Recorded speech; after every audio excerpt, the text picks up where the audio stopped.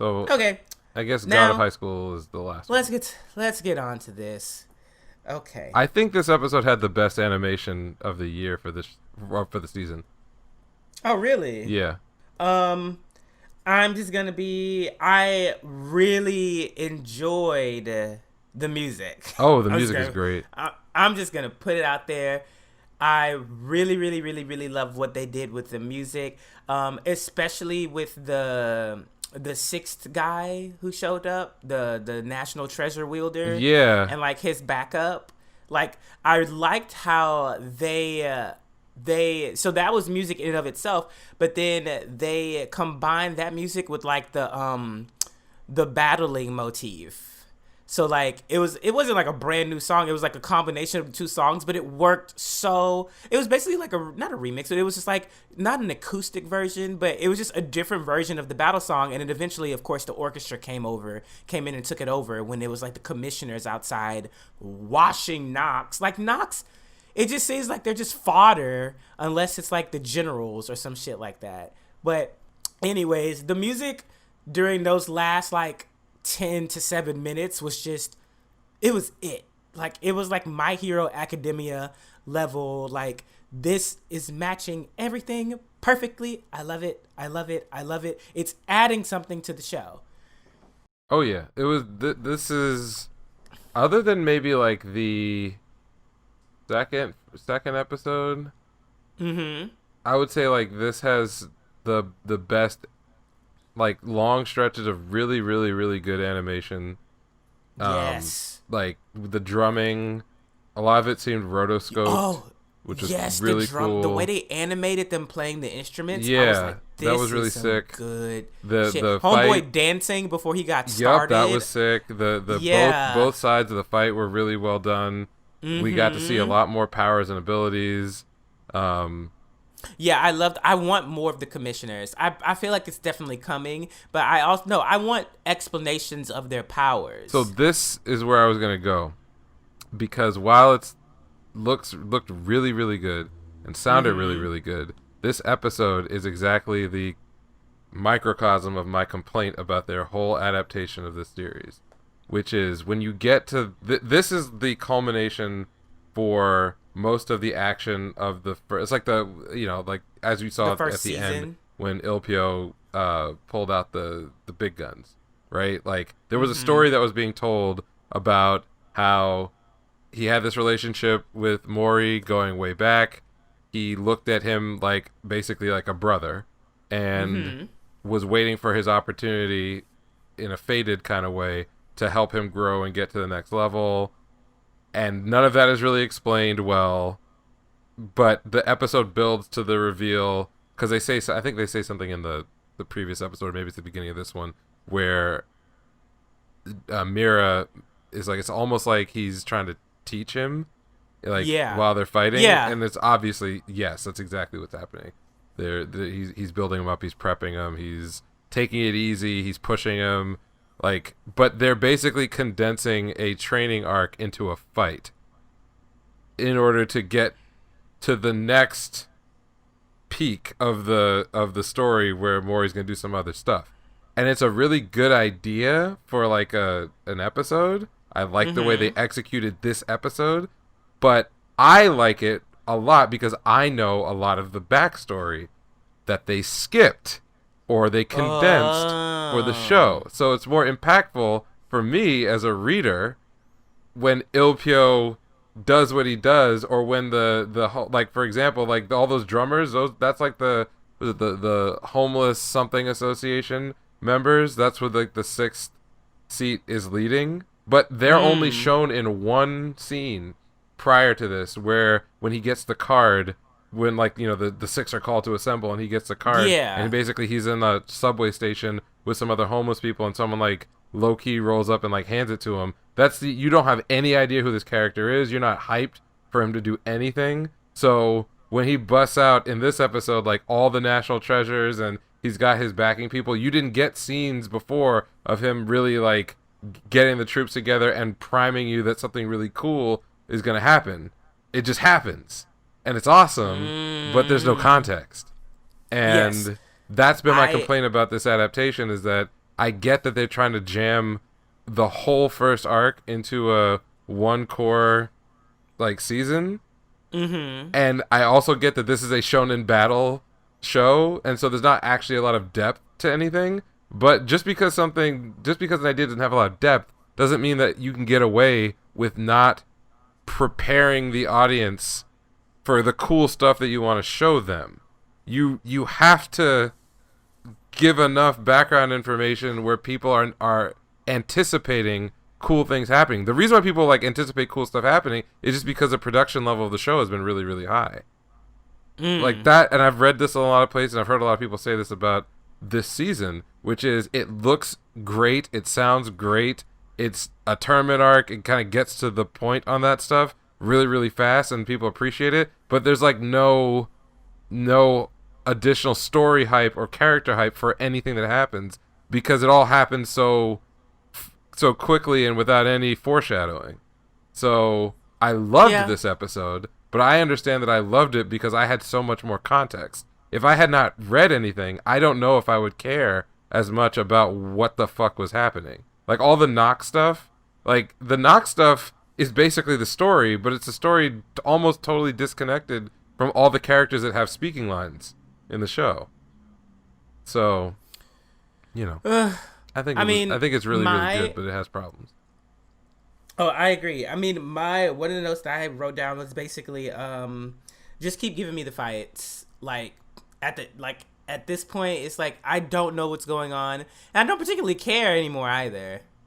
I'm kind of just like, what's gonna happen next? I was interested with like, wait a second, he's the key. Now that surprised me, and also like we don't even know what the determining factor is for them being the key. Like, so I'm assuming that's the Ninetails, right? Basically. So no, at no other point did they say that, like, you know, this particular god is the key, or like, you know, whoever manifests the Ninetails is the key. Is it that he manifested a god, period, and that's why he's the key, or is it because it's that particular god? Like, none of that has been answered, and I'm at the point now where I'm just like, whatever, I just want to see what he's gonna fucking do. Yeah, like, this is like you bring up exactly what my story complaint was. In fact, by this point in the manhwa, you actually do have a pretty good idea of like what's going on, because there's more exposition that is fit in places where you would remember it.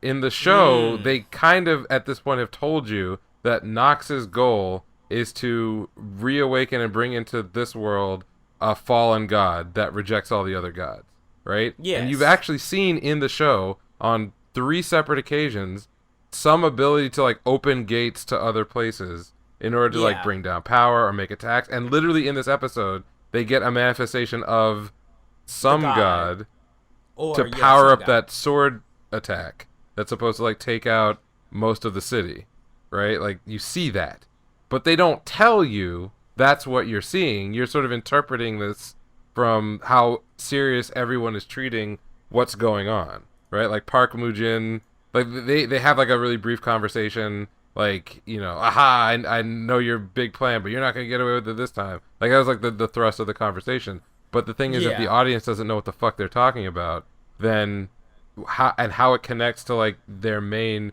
characters, like what is a key? Well, it's kind of obvious. The word key, what do you use a key for? You open a door. What are the bad guys trying to do? They're trying to bring God back, so maybe they're looking for someone with the power to open the gate to the other side. Now, why would that be important? They haven't told you, which is a mistake, right? You have to like lay out enough of that plot in order for the things that are happening again to make sense. And they've just adapted it in a very awkward way, you know, like they also cut out stuff, and I don't know why. Mori overcoming these weaknesses by copying their abilities, I don't like it. Yeah, it's not. It's cool. I don't like it. It's only cool. Like, I'll beat this dead horse. Probably at the end of the season, we'll go back and have a more detailed conversation. This is why in episode 2 or 3, I was already complaining about the fact that they had not described Renewal Taekwondo, his martial Mm. art. They literally describe nothing about it, right? You just saw him like kick some dudes, and Yeah. they mentioned that he used Taekwondo. The whole point of Renewal Taekwondo is that it's a style that has no form, and it's one where each user of that style essentially picks up and remixes and masters other people's abilities to fix the gaps and the holes Oh. in Taekwondo that make it weak to other martial arts.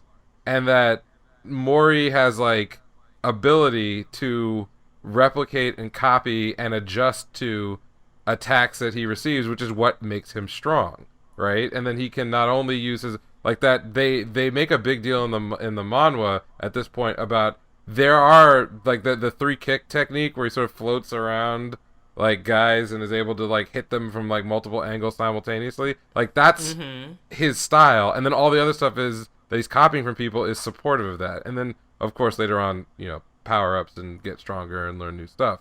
But like it just comes off as he's just copying other people's moves because they don't spend any time on the martial arts at all. So no. Now that's annoying then. Because Yeah, if I had had that explanation, I would have actually really enjoyed this. But having that just like come out of nowhere, I was just like, how did this happen? Like, has he been doing this? And I guess he did kind of do it with Homeboy, but with Daewoo. But I was just like, I don't know. Like, I guess I was expecting something else. yeah, they just cut And out so much material, and then they included things that I would just say objectively were bad from the model, like the Yu Mira marriage arc. I felt like that's just bad. Like it was yeah, unnecessary. It was a waste of time. It comes out of nowhere. It doesn't do very much for the characters.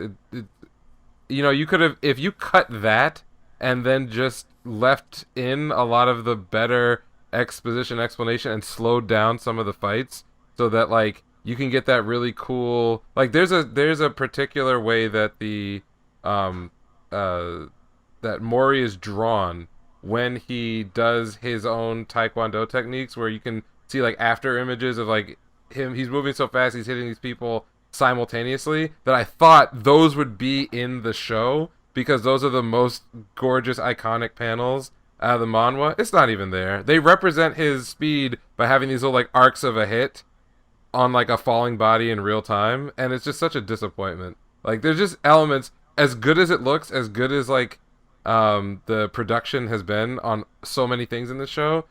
Those types of little choices for me take me right out of it because I'm just like I'm not getting the manhwa panels. I'm not getting them.